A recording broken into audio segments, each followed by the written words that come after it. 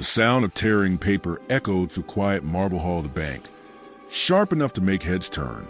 A single check fluttered down in pieces, landing near polished shoes that hadn't moved an inch. The man standing there did not flinch, did not protest, did not beg. He simply watched as $10 million was reduced to scraps in front of him, as if the number itself was a joke no one expected him to tell. Eyes followed him, some curious, some amused, others already convinced they knew how this would end. The manager's smile lingered too long, confident and cold, certain she had just put someone in his place. What no one realized was that this moment, meant to humiliate, was about to expose far more than a torn check. It was about to unravel an entire system built on quiet prejudice. Before the story continues, take a moment to like this video, share it with someone who needs to hear it, comment your thoughts below, and subscribe to the channel Black Legacy for powerful stories that uncover truths many try to ignore.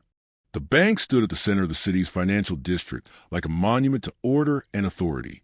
Its glass walls reflected success, stability, and the kind of wealth that rarely questioned itself. Inside, everything was designed to feel untouchable.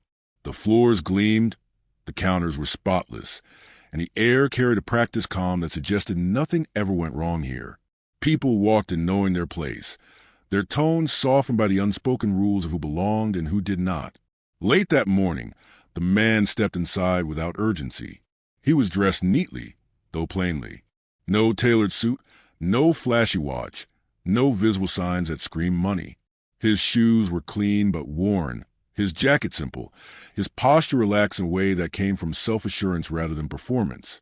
To those trained to judge worth at a glance, he did not fit the picture of someone walking in with 8 figures in his pocket. The bank manager noticed him immediately. She had built her career on control, precision, and a quiet belief that she could read people faster than numbers on a page.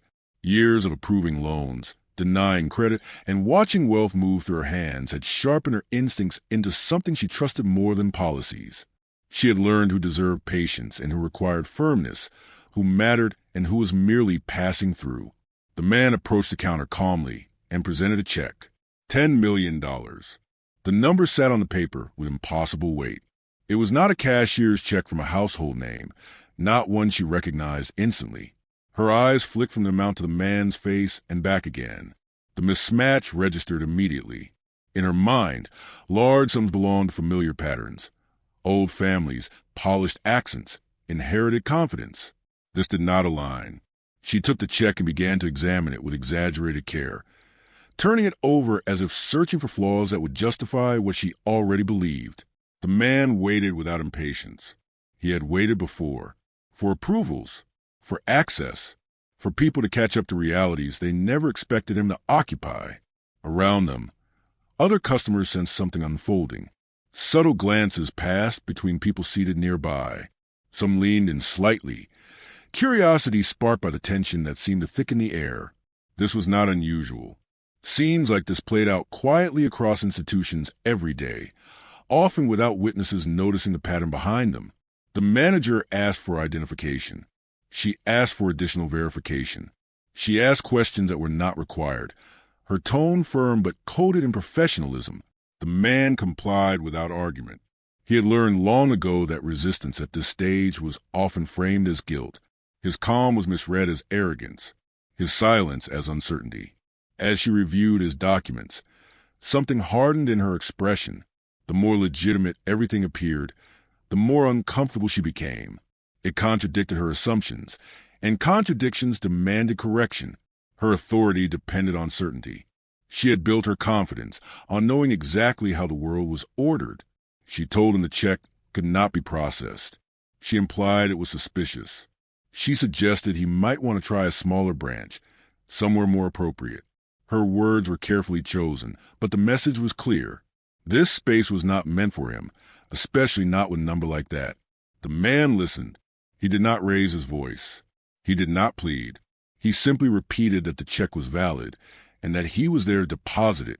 His composure unsettled her more than anger would have. Anger could be dismissed.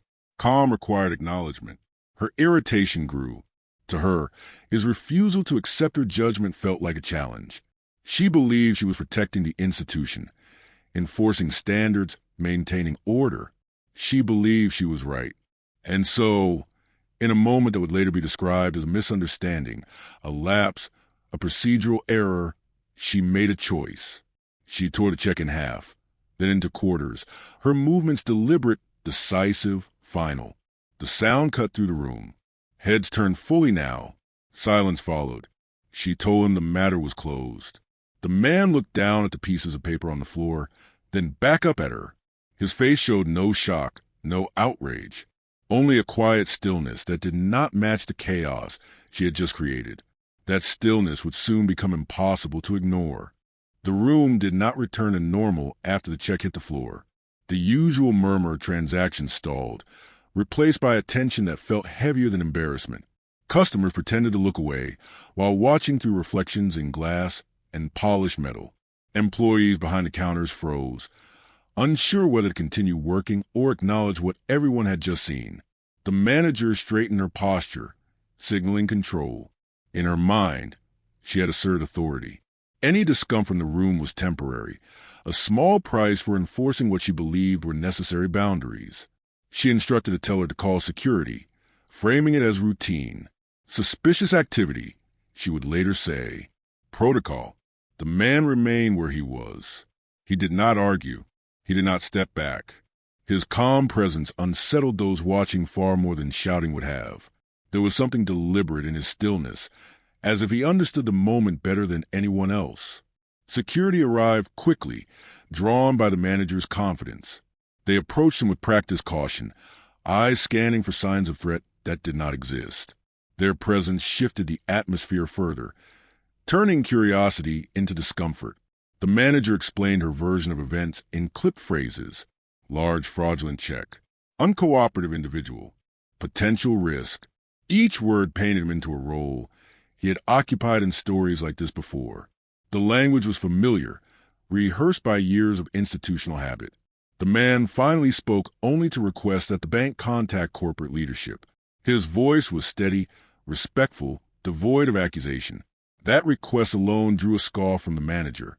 Corporate did not need to be involved in something so small, she implied. She was the authority here. But something about his certainty planted a seed of doubt. An assistant manager hovered nearby, watching closely. She had seen enough to know this was escalating beyond routine. The amount alone demanded caution. The documentation appeared real, and yet the decision had already been made publicly. Undoing it would mean acknowledging error, and error was expensive in environments built on control. Minutes stretched. The manager reluctantly agreed to make a call, not out of concern, but to demonstrate that she had nothing to hide. She dialed her regional supervisor, summarizing the situation in a way that positioned herself as decisive and responsible. As she spoke, her tone shifted slightly. Questions came from the other end of the line, more detailed than she expected. She was asked for the man's name. She hesitated, then provided it. There was a pause. Another question. Another pause. The color drained from her face almost imperceptibly. Around the room, tension sharpened. Employees sensed a change before customers did. Something had shifted. The manager's voice lowered. Her confidence faltered. She glanced at the man, really looked at him for the first time, as if trying to reconcile him with something she could not quite place. The call ended abruptly. She stood frozen for a moment, phone still in her hand. Then the branch doors opened again. This time, it was not another customer. A man in a tailored suit entered with purpose, his presence commanding immediate attention. He was known throughout the institution. Senior leadership. The kind of person whose arrival meant explanations would be required. Conversation stopped entirely as he walked across the floor, eyes scanning the scene. He did not look at the manager first. He looked at the man standing calmly near the counter, fragment of a $10 million check still visible on the floor. The executive's expression shifted, recognition dawning instantly. His pace slowed, his posture changed, and then, in a voice clear enough for the entire room to hear, he addressed the man with a single word that shattered every assumption hanging in the air. "Sir."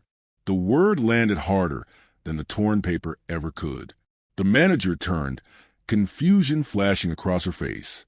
This was not how this was supposed to go. She opened her mouth to speak, But nothing came out. The power dynamic she had relied on dissolved in real time. The executive apologized. Not quickly, not quietly, fully, publicly. He acknowledged the error without deflection. He addressed the man with respect that could not be faked. The room absorbed the moment in stunned silence. Customers who had watched with detached curiosity now felt the weight of what they had witnessed. Employees stared, some in disbelief, others in shame. The manager's authority collapsed in an instant. Every assumption she had made, every judgment she had trusted, stood exposed under the harsh light of reality. The man accepted the apology with grace, not triumph. He explained who he was, not as a flex, but as context. A successful entrepreneur, a long-time client, someone who had built wealth through years of work often overlooked, dismissed, or underestimated because he did not look the way people expected wealth to look. The executive listened, and the consequences began. The executive knelt to pick up the torn pieces of the check himself. The gesture was symbolic, deliberate, impossible to ignore. It was an act of humility rarely seen in spaces built on hierarchy. Every eye followed his movement, understanding that something irreversible was happening. He instructed staff to clear the area. Transactions were paused. The bank, once a place of quiet routine, had become a stage for accountability. The manager stood rigid, her mind racing. She attempted to explain, to justify her actions with policy language and vague concerns. Fraud prevention, due diligence, risk management. The words sounded hollow even to her own ears. None of them explained why she had destroyed the check instead of verifying it. None of them explained the tone she had taken, the assumptions she had made, the public nature of the humiliation. The executive did not raise his voice. He did not need to. His disappointment carried more weight than anger. He spoke of responsibility, of trust, of the invisible damage caused when bias masquerades as professionalism. He spoke of how institutions fail not only through grand corruption, but through everyday moments where power is exercised without reflection. The man listened quietly. This was not the first apology he had received after being wronged. It was not even the most dramatic, but it mattered because it was public, because it acknowledged harm instead of erasing it. The executive turned to the customers in the room and apologized to them as well. He acknowledged that what they had witnessed was unacceptable. That trust had been broken. That silence in moments like these allowed injustice to thrive. Security was dismissed. Human resources was called. The manager was escorted away. No longer in charge of the space, she had ruled moments earlier. Her career, built on confidence and certainty, now faced scrutiny she could not manage with instinct alone. The check was reissued. The deposit processed immediately. Additional accommodations were offered. But the man declined anything that felt performative. He did not want favors. He wanted change. News of the incident spread quickly. Employees talked. Customers posted. Stories circulated, not as gossip, but as reflection. Some defended the manager. Others recognized patterns they had experienced themselves.